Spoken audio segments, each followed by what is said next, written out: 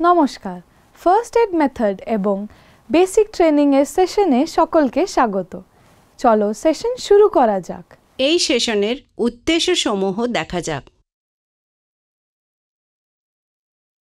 এই সেশনের শেষে আমরা বিভিন্ন অবস্থার অচেতন আহতদের সুস্থ করে তোলার জন্য ফার্স্ট এইড মেথডে পরিষেবা করতে, রক্তক্ষরণ বন্ধ করার জন্য চিকিৎসা করতে সক্ষম হব। প্রথমে আহত ব্যক্তির কৃত্রিমভাবে শ্বাস প্রশ্বাস শুরু করার পদ্ধতি বিষয়ে শেখা যাক। টাইট জামা কাপড় ঢিলা করে দিতে হবে যাতে শ্বাস নিতে বাধা না হয়। আহত ব্যক্তিকে ভূমিতলে সাবধানে নিয়ে আসতে হবে। প্রয়োজনীয় সতর্কতা অবলম্বন করতে হবে। কোনো দেরি না করে দ্রুত কৃত্রিম শ্বাস নেওয়ানো শুরু করতে হবে। সাধারণভাবে আহত ব্যক্তিকে অভ্যন্তরীণ অংশের আঘাত থেকে রক্ষা করার জন্য ভারী কোনো অপারেশন এড়িয়ে চলতে হবে। কৃত্রিম শ্বাস নেওয়ার অনেক পদ্ধতি আছে, যেমন নেলসনস আর্ম বা lift back pressure method, Schafer's method, mouth to mouth method, mouth to nose method, cardiopulmonary resuscitation বা সিপিআর মেথড। এখন Nelson's arm by the lift back pressure মেথডের সাহায্যে আহত ব্যক্তিকে পুনরুজ্জীবিত করার পদ্ধতি দেখা যাক। আহত ব্যক্তিকে ঝুঁকিয়ে অর্থাৎ মুখ নিচের দিকে হাতের তালু ভাঁজ করে হাত দুটি একে অপরের উপর রাখতে হবে এবং তার মাথা থুতনির সাহায্যে তালুর উপর ভর করে রাখতে হবে। একটি বা উভয় হাঁটু আহত ব্যক্তির হাতের কাছে নতজানু করে রাখতে হবে।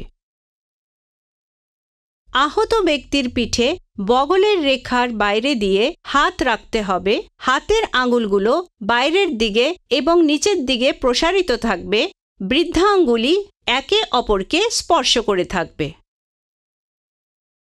হাত দুটি সোজা রেখে বা প্রায় উল্লম্বভাবে আস্তে আস্তে সামনের দিকে টানতে থাকো এবং আহত ব্যক্তির পিঠে ধীরে ধীরে চাপ দিয়ে তার ফুসফুস থেকে বাতাস বেরিয়ে যাওয়ার জন্য বল দিতে থাকো।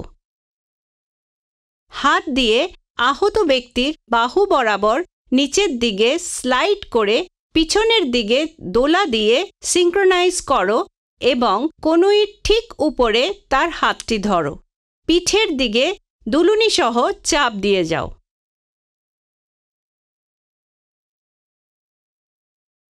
যখন পিঠে দুলুনি দেবে তখন ধীরে ধীরে আহত ব্যক্তির হাত তুলবে এবং নিজের দিকে টানবে যতক্ষণ না তুমি তার কাঁধে টান অনুভব করো।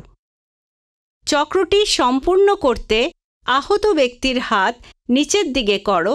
তোমার হাত উপরের দিকে প্রাথমিক অবস্থানে নিয়ে যাও। যখন আহত ব্যক্তি পুনরুজ্জীবিত হয়, উষ্ণতা পাওয়ার জন্য তাকে একটি কম্বল দিয়ে চাপা দাও। গরম জলের বোতল বা উষ্ণ ইট দিয়ে মুড়িয়ে রাখো।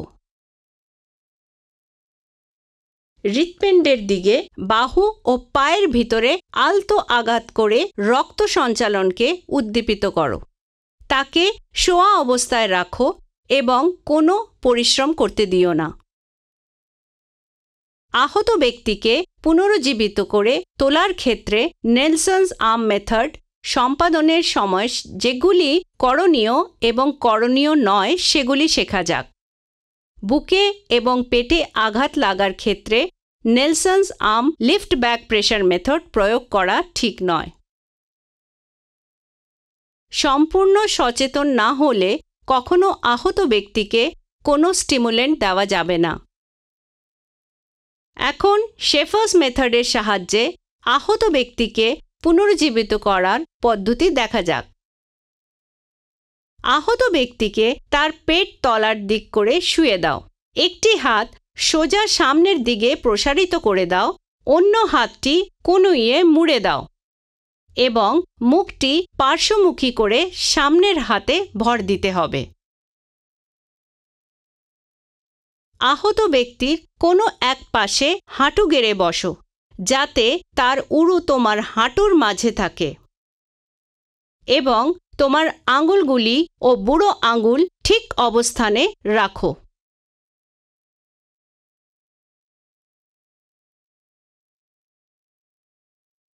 হাত দুটি সোজা করে ধরে ধীরে ধীরে সামনের দিকে দোলাও, যাতে তোমার শরীরের ভার ধীরে ধীরে আহত ব্যক্তির নিচের পাঁজরের উপর পড়ে, যাতে তার ফুসফুস থেকে বাতাস বের করে দেয়। এখন পিছন দিকে দোল দিয়ে অবিলম্বে আহত ব্যক্তির শরীর থেকে সমস্ত চাপ সরিয়ে দাও, ফলে ফুসফুস বাতাসে পূর্ণ হতে পারবে। 2 সেকেন্ড পরে সামনের দিকে আবার দোলা দাও এবং মিনিটে 12 থেকে 15 বার চক্রটি পুনরাবৃত্ত করতে থাকো। কৃত্রিম শ্বাস প্রশ্বাস নেওয়ার প্রক্রিয়া চালিয়ে যাও যতক্ষণ না আহত ব্যক্তি স্বাভাবিকভাবে শ্বাস নিতে শুরু করে। আহত ব্যক্তির বুকে এবং পেটের কাছাকাছি আঘাত লাগার ক্ষেত্রে এই প্রক্রিয়া বর্জন করতে হবে। এরপর মাউথ টু মাউথ মেথডের সাহায্যে আহত ব্যক্তিকে পুনরুজ্জীবিত করার পদ্ধতি দেখা যাক। প্রথমে আহত ব্যক্তিকে চিৎ করে শুয়ে দাও এবং তার ঘাড়ের কাছে কাপড়ের রোল এমনভাবে রাখো যাতে তার মাথাটা পিছনের দিকে ঝুলে থাকে। আহত ব্যক্তির মাথাটা কাত করে দাও যাতে তার থুতনি উপরের দিকে থাকে। আহত ব্যক্তির চোয়াল ধরো এবং নিচের দাঁত উপরের দাঁতের চেয়ে বেশি না হওয়া পর্যন্ত এটিকে উপরের দিকে তোলো। কৃত্রিম শ্বাস প্রশ্বাস চলার সময় চোয়ালের অবস্থান এইভাবে রাখো যাতে জিভ বাতাসের পথ আটকাতে না পারে। দীর্ঘ শ্বাস নাও এবং তোমার মুখটি আহত ব্যক্তির মুখের উপর রাখো যাতে বায়ুরোধী সংযোগ হয়। বুড়ো আঙুল এবং তর্জনী দিয়ে আহত ব্যক্তির নাকটি চেপে ধরো। যদি সরাসরি সংযোগ অপছন্দ হয় তবে তোমার মুখ এবং আহত ব্যক্তির মুখের মাঝে একটি ছিদ্রযুক্ত কাপড় রাখো। শিশুর ক্ষেত্রে তার মুখ এবং নাকের উপর তোমার মুখ রাখো। আহত ব্যক্তির বুক ফুলে না ওঠা পর্যন্ত তার মুখে ফুঁ দাও।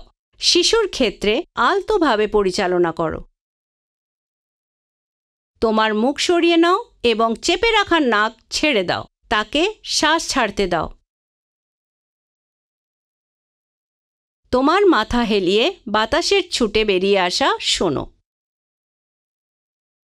প্রথম 8-10 বার শ্বাস প্রশ্বাস আহত ব্যক্তি কোনো প্রতিক্রিয়া না দেওয়া পর্যন্ত করতে হবে। তারপর সেই হারটি কমিয়ে মিনিটে 12 বার করতে হবে। ছোট শিশুদের ক্ষেত্রে 20 বার করতে হবে।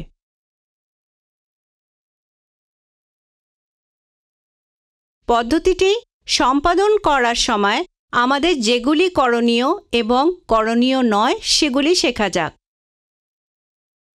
যদি বাতাস প্রবাহিত করা না যায় তবে আহত ব্যক্তির মাথা এবং চোয়ালের অবস্থান পরীক্ষা করো এবং বাধার জন্য মুখ পুনরায় পরীক্ষা করো।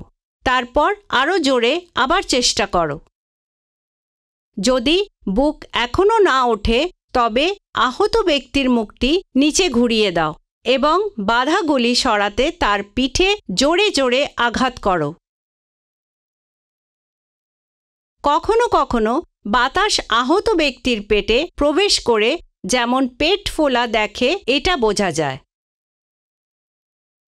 শ্বাস ছাড়ার সময় পেটে আলতো করে চাপ দিয়ে বাতাস বের করে দাও।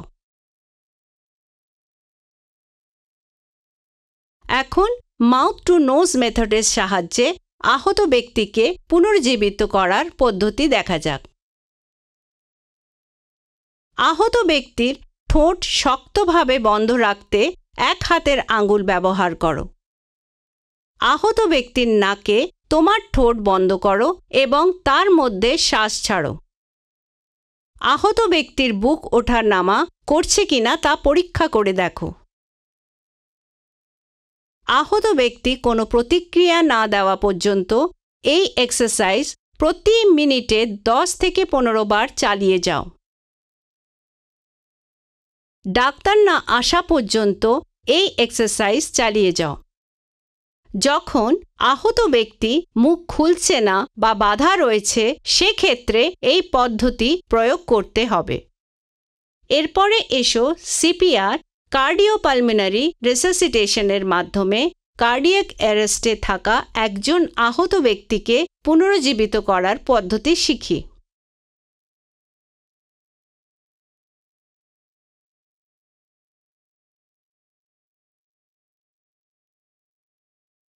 ঘাড়ে কার্ডিয়াক পালস, ঠোঁটের চারপাশে নীল রং এবং চোখে ব্যাপকভাবে প্রসারিত মণির অনুপস্থিতি পরীক্ষা করে আহত ব্যক্তি কার্ডিয়াক অ্যারেস্টে আছে কিনা তা দ্রুত পরীক্ষা করো। হৃৎপিণ্ড বন্ধ হয়ে গেলে অবিলম্বে কাজ করো।